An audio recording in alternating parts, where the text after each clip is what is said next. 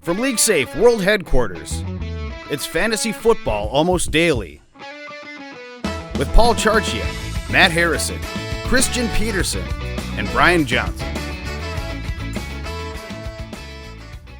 Welcome to Fantasy Football Almost Daily video podcast version. I am Paul Charchian, Christian Peterson, Brian Johnson with me. It is Tuesday. That means it is free agency recommendation day for us, and we help guide you through free agency. If you're not using blind bidding, you're doing it wrong, so we can start there. I think you know that by now, because if you're the kind of person that watches video podcasts about this stuff, you're probably doing it right.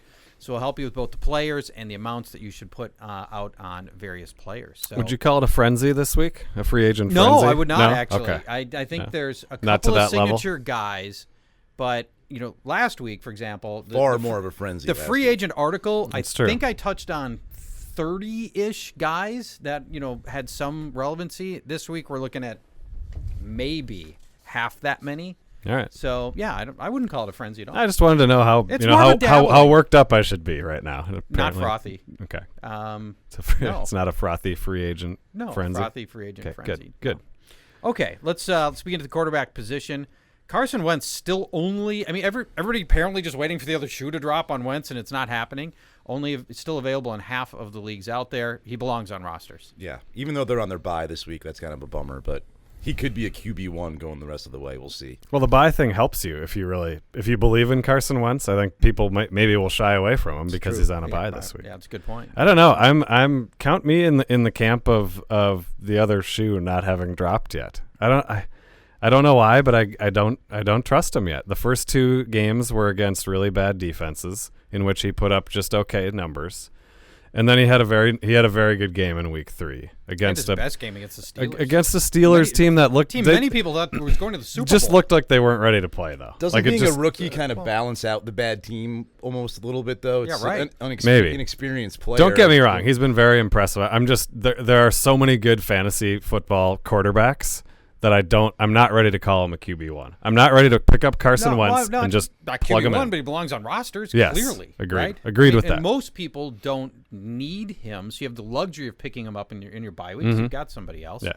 I would bid somewhere if I need a quarterback, I would bid in the 20-30% range. If he's just a depth guy, then I see if I can get him at half that price. What if he's somehow available in a Superflex league? Then I'm paying more. Well, then it's then it's a different Superflex, story. now I'm paying in then the I'd be in a frenzy 40% range. It gets frothy at that point. at the Superflex. Yes. That's when it gets frothy. Superflex frothy level is 40%. Let's go to Trevor Simeon.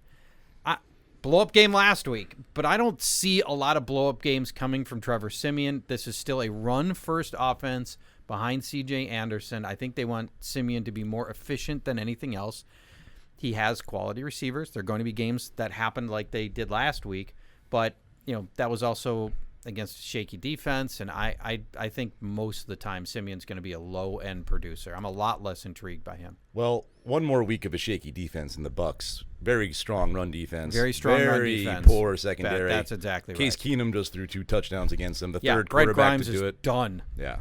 And so if you're going to start Trevor Simeon this week, then be aggressive on your bidding. But otherwise, the real danger is that Denver's defense is just so good that they're very rarely going to be asked to open up the playbook and pass all over the field. Right. So this week maybe, because that's how you beat the Bucs. The Buccaneers can stop the run and they can't stop the pass. So maybe Simeon gets a couple touchdown passes this week. But yeah, long term, I don't like him anywhere near as much as Wentz. Agreed. Let's go to the running back, the hallmark player here, Jordan Howard. Most savvy leagues, he was picked up last week. Casual leagues, I think he's still available.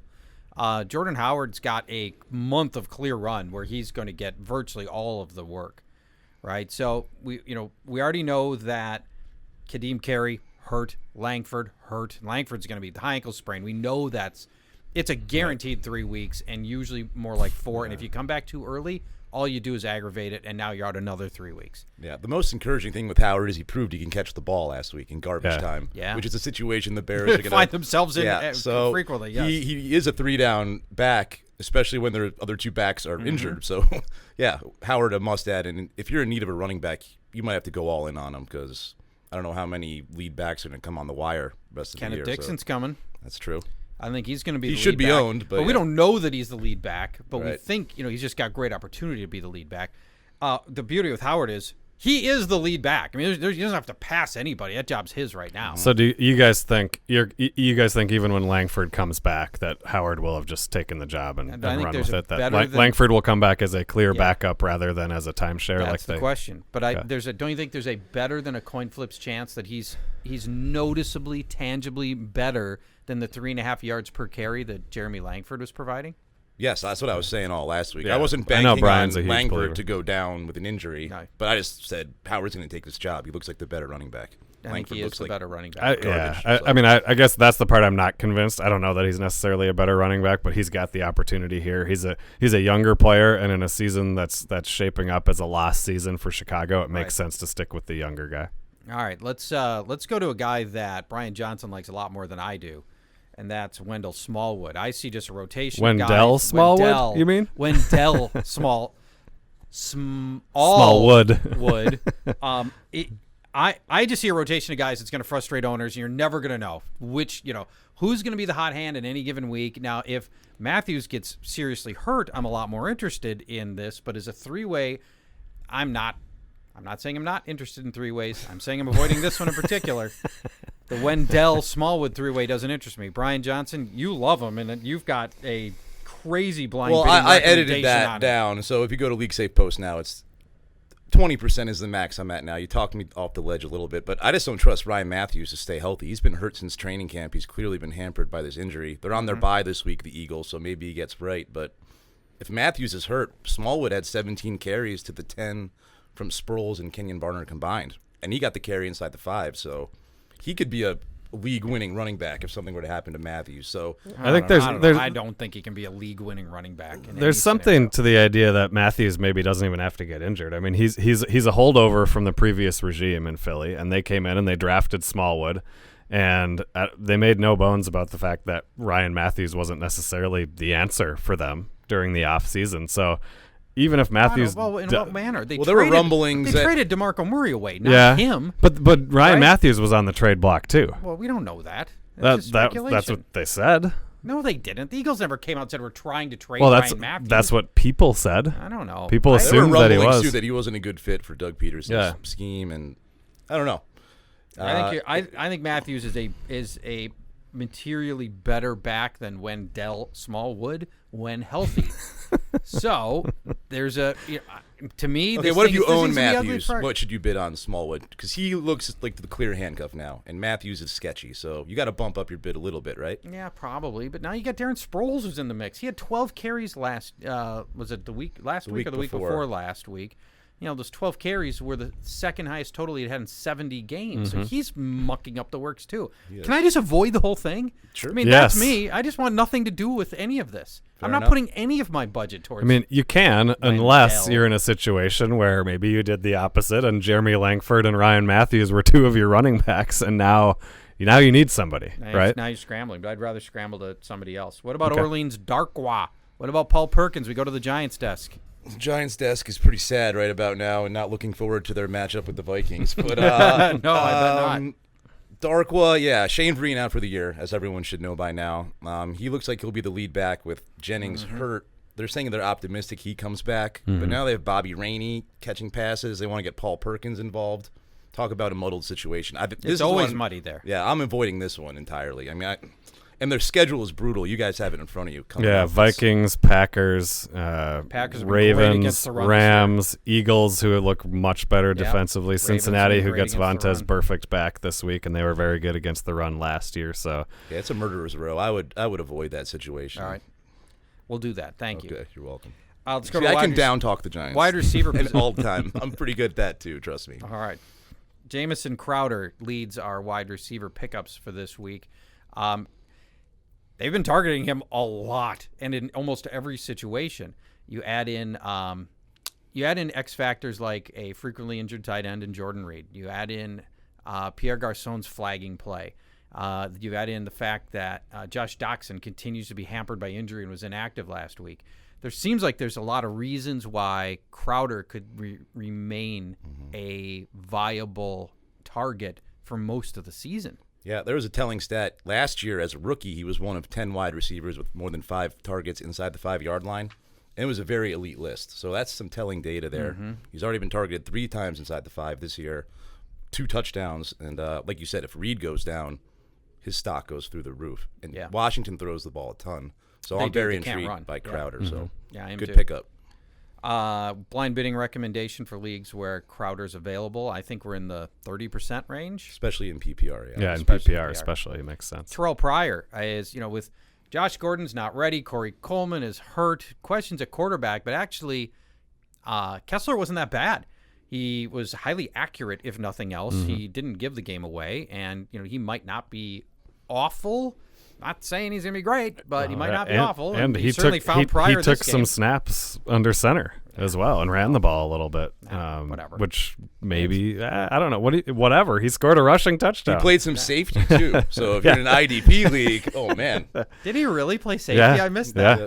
Probably at the end of the half or something. I knew he had the run, but the pass, and the reception in the game, but that's wild. I think the problem here is that Dude's an athlete. the receiving is going to dry up a little bit when Josh Gordon returns, which is Mm-hmm. just a week away now, and Corey Coleman eventually will get healthy, and he's going to cut into that as well. So I think Pryor he's a short term answer, maybe a next 1 or 2 week kind of thing. Good matchup this week with Washington, and still no Josh Gordon this week. Last week without Gordon, so he's going to be a good play this week. All right, so let's talk Gordon for a minute. Corey Coleman's going to be out a month plus, and right now the Josh Gordon owner has held him for 3 painful weeks, and he's got another week to go.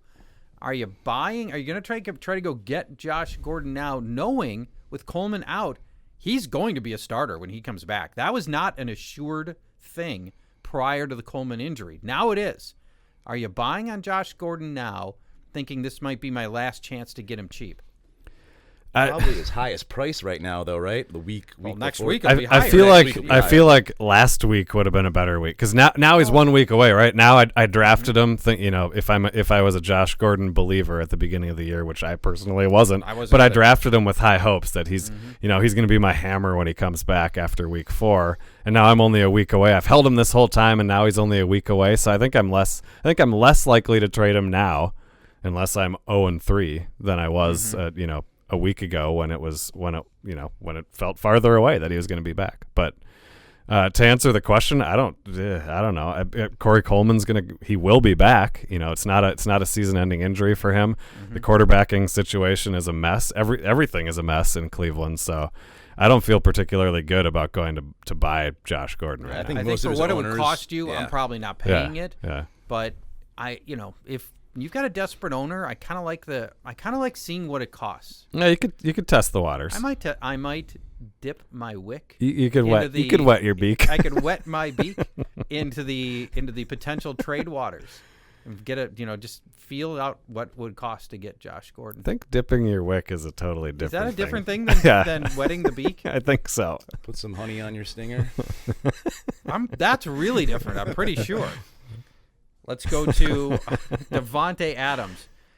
I don't think he's very good, but neither's Randall Cobb, apparently. Would you? And you can make a case right now. You'd rather have Vontae Adams than Randall Cobb. Ugh. I guess you could make the case. They seem Adams got more fantasy points by a wide margin. They keep throwing to him despite the fact that he drops half of them, but he scored a touchdown last week. He had a near touchdown the week before. Did he score in week 1 too? He scored in week 1. He seems to be a guy that they're looking to in the red zone. Yeah, that's right. And we know Randall Cobb is struggling right now and has turned into basically just a Cole Gadget. Beasley type, a possession receiver who's just really not that involved in the offense. So Jared Cook, high ankle sprain too. Not that he was like a target hog, but it'll help Adams' case a little bit with Cook on the sidelines for sure. So. It'll help. I think it may help Cobb more. Tight ends generally middle of the field guys. Cobb gets all that work out of the slot. You could make a case that might help him more. Richard Rodgers is let's use this as our transition to tight ends. Richard Rodgers is now going to get all of the tight end work for the foreseeable, at least near future with Cobb out. And if you combine their usage together, you've got a startable tight end in fantasy. It's true. I left him off the list in my article. I think you should amend I that. will. The problem is, last year he scored 8 touchdowns, but in most games he had 1 catch for 3 yards and 1 touchdown. Although he just wasn't used this that year much together, other than they the were red getting zone. more in the neighborhood of 5 and 6. Yeah. Together. Sure. If Rodgers is going to get both, get all of that, maybe. Yeah, a big if. It's I a guess big is if. all We I'm don't know. saying. Yeah. You know, then I think he belongs. He's rosterable at that point. Tight end's been a disaster this year. So hard to get any kind of reliable numbers out of that position. Travis Kelsey's been okay.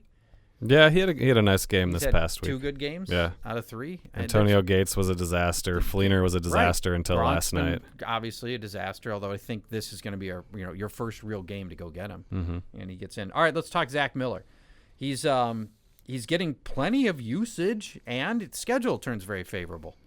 Yeah, well, going back to last year when Bennett got hurt, I believe, he scored in 5 of his last 8 games, 2 Not touchdowns last week. Yeah, Scored last week, yeah. Hoyer was looking his way a lot, and 3 of the next 4 games, really good matchups. Detroit, they've allowed 5 tight end touchdowns at Indy. Tight ends are averaging 5 catches, 62 yards. Those are good numbers. In Green Bay, allowed 2 touchdowns, 5+ catches, 50 yards a game. So those are good matchups for Miller. Detroit's given up 5 tight end touchdowns already. It's week 3. We're Yeah, entering. they were bad last year too. They were terrible last year. We're entering into territory where almost half of the teams last year gave up 5 or fewer tight ends all season, and Detroit's at that point through 3 Already. weeks. Jared Cook should have had one, too. I remember watching part of that game, and Rodgers actually missed him kind of wide open run up the middle field for. So it should be 6. So, yeah, a very good matchup, and that's this week. So Miller is a good ad if you're in need of a tight end. First round rookie. It might have been a second round rookie tight end. First tight end off the board in the draft, Hunter Henry. But I think he slipped to the second round. We thought he might go in the first. I think he turned out to be a second rounder for San Diego. Has filled in for Gates. It looks like Gates is not going to play next week either. Yeah, they said he wasn't close to playing week 3, right. and that he's likely going to miss this week. I think he's going to to miss got this week the too. Saints. Enough It's said the Saints, there. right? So there's your opportunity Yep. on Hunter Henry. But know this: one of the immutable truths of tight ends is they do almost nothing Rookie as tight rookies. ends. Yep. And it's I know Henry had a couple of nice plays. He had in the 5 game catches, last week. 76 yards. That's fantasy helper right Yep, there. that But is yeah, fantasy helper. rookie tight ends, we all know. Generally don't do a lot. All right, Jack Doyle. He's gotten a ton of work, and what we saw last week was without Moncrief on the field, they went back to the old 2 tight end bit that they ran with Fleener and Allen for all those years. No and choice. Doyle was heavily involved, and I'm not sure he doesn't have better hands than Allen has got. He made a diving catch that I was really impressed with, and looks like Jack Doyle can play a little bit. Does he belong I on mean, rosters? if Dwayne Allen has proven anything over the years, it's that he's just not a very good pass catcher, despite what people seem to want to think about him and tell us about him. He never has put up consistent numbers. So, yeah, if they're going to be in the 2 tight ends, we've seen it over the years with Fleener had some big games as a Colt last year, and so I don't know if he's going to be consistent because he's sharing those looks with Allen, and that makes him a tough kind of week to week guy. Tough to figure out which one of them is going to do. Is going to put up numbers in any given week, but if you're struggling at tight end, he's obviously involved. Yeah, 1 of 9 tight ends with 11 or more catches this year, has 2 touchdowns, leads the Colts on targets inside the 10-yard line. So yeah, he's certainly viable. With Moncrief out especially. I think the guy to target is Cameron Brate. Me too. They were all over him last week, and now with Austin Severian Jenkins, just finally they've washed their hands of that guy. Vincent Jackson's bringing nothing to the table. There's a real opportunity here for Cameron Brate to continue to get use. He's big. I had not remembered how just physically imposing he is. He's a nice end zone target for them. I think there's an opportunity to get Cameron Brate cheaper than some of these other guys, and I think he's got plenty of upside. You've got a good quarterback. It's a tough schedule. I think it's Denver this week and Carolina the week after that, something like that. Although they're getting now to the point where we knew it was going to be a tough schedule early in the year. They're pretty soon it's going to flip. They're in the middle of so it. we're almost out of that I think it's stage. Denver, Carolina bye. I mean, it's so still it's a few weeks. It's a few left. weeks. So Yep. you got the better part of a month to go before it gets any easier. It's a better matchup for tight ends against Denver than wide receivers, though. So I bet you Brate might be the best receiver, including Mike Evans, statistically this week. So even though it's a tough matchup, he's definitely a must-add. I'm with you. Probably my favorite guy. What about your other buck, a guy that we just glossed over here? Your favorite guy this week, right? Oh, Adam Humphries, Humphries, right? yeah, second-year guy out of Clemson, 12 targets last week, caught 9 9 balls for 100 yards. He's your Vincent Jackson replacement. 29 receivers with at least 25 targets, and Winston looks his way a lot, especially on third down. Yeah, I mean, Vincent Jackson, you said he fell off a cliff already. Yeah, so. I think he said 9 catches or 9 targets for Vincent Jackson this year. I think one of the two. 9 catches, and that's as many catches that Humphreys just had. So Right. PPR leagues, of course. He's a deep flyer for sure. He looks interesting. This show has come to an end, but you should not be feeling an acute level of panic. That's tomorrow. Wednesday, we go back in the panic room and we tell you, should you have an acute level of panic for guys like Carson Palmer, Randall Cobb. We'll give you 5 names that all have fantasy owners nervous. We'll tell you what the appropriate level of panic is in our weekly game show called The Panic Room. That's Wednesday here at Fantasy Football Almost Daily. Thanks for joining us.